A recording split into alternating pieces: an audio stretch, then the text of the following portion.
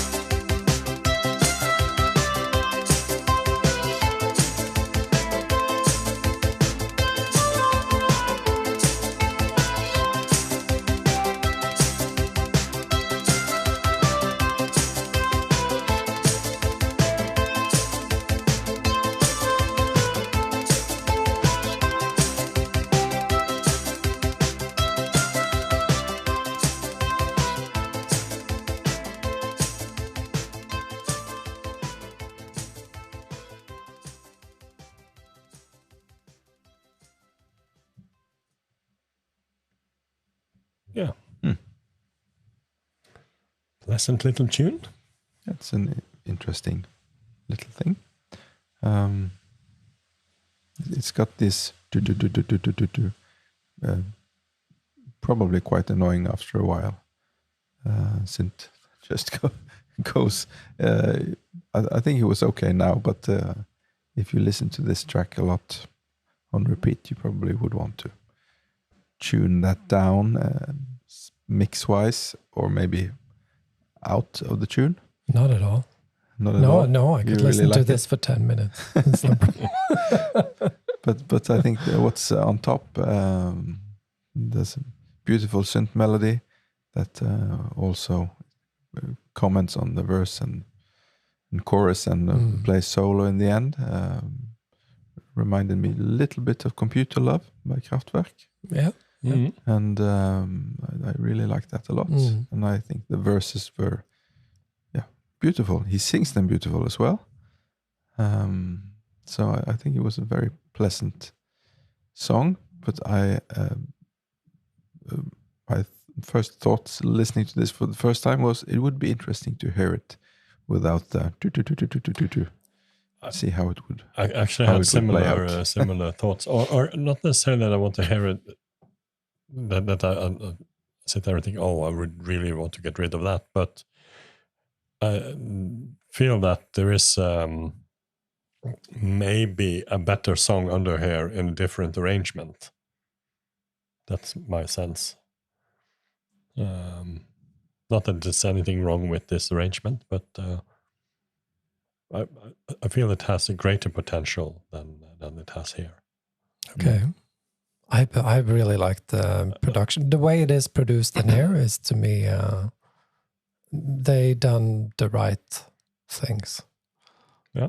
And I haven't never thought of that as an annoying synth, the theme that goes, it's there for the whole duration, but I was also thinking when I heard this the first time that it has this type of dreamy type of synth landscape that you find in Computer Love. Yeah. The one that the synth that plays a melody over. Yeah, it's kind of floating over the more pads. It's like a sequencer. It is, yeah. And this is short compared to Kraftwerk, so I can hear Computer Love for hours. Yeah. The only, maybe you could say something that is more unusual about this is that there's no irony, no tongue-in-cheek. No, the lyrics are very straightforward, and we didn't discuss the lyrics much on Cool Places either, but there as well, it's not any... No, normally you would have something, you think, only Ron could have written that. Yeah. Don't have that in these two first... No, maybe there's just that line at a place that's called, I forgot what it's called. Yeah, that's true. That's true. That's a fun line. Yeah, he puts lines in songs that either are weird or very ordinary. That's very ordinary. But it's more common for him to put in some kind of very unusual type of place that exists. But it does look like this is what they're aiming for here, more straightforward. Yeah. The thematic theme of the song is more ordinary as well. The theme of popularity. The song is called Popularity. Even though the album is called In Outer Space, you could sort of maybe expect that this time they're out there and they're not. Maybe that's the irony in it. That is maybe certainly it is. Yeah, if this was Electric Light Orchestra, everything would be space related.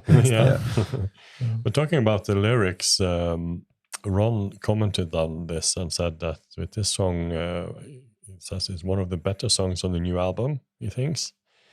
And the song had different lyrics until the last day of studio work in Brussels. And he was forced to rewrite it in 20 minutes so he could go with the rest of the guys to their favorite restaurant. Now I'm really curious to what those original lyrics were. And I was thinking, is there then something autobiographical here? He's going out to a restaurant, at a place that's called, and I forget what it's called. Yeah, we climb into our cars. That's what he wrote. That makes perfect sense. We drive into town, Yeah, that's really funny. So maybe all about the situation he was in there and then. Yeah, no, it's I mean, if you have 20 minutes to write the song lyrics, then this is it's pretty well done. Yeah. And I don't think you could find the inspiration to write about so much else. Of course, the line "I like you and you like me a lot" is also a bit funny. Yeah, yeah. Very sure of himself. Yeah, which is also uncommon for Sparks. Absolutely. Usually the characters there are not very sure about themselves. Maybe that there's an irony underneath there as well. That is just all. You should read it the opposite. You know? Yeah, this is more like, I think it's no pun intended, but it seems to be one of the more popular songs on the album. Oh, I was expecting that. And but it isn't. It wasn't a single, wasn't B-side or anything like that. So it's more of an album track per se. But they did perform it on American Bandstand. You know, the clip we saw in the last episode, Cool Places, the interview there. This is the song they were going to play. Okay, that's cool. After that, and probably also was played on radio quite a bit as well. And they did play it live in '83, mostly. A few times around 97, 98, and then in 2008, that one time when they played the whole album. And quite regularly in 2013, a Two Hands, One Mouth tour, probably. I think that's around there. Yeah. I'm a little bit unsure if it was that one or the one they did with Franz Ferdinand, but I think that's a bit later. So yeah, it has been played maybe potentially 60, 70 times. And they did actually re-record this track in 1997, which is probably also why they played it live around that time, for the album Plagiarism. And then they did it in a Eurodance house version. And, as you would do. I'm not sure. Have you heard it, Ron? I've heard it, yeah. Yeah.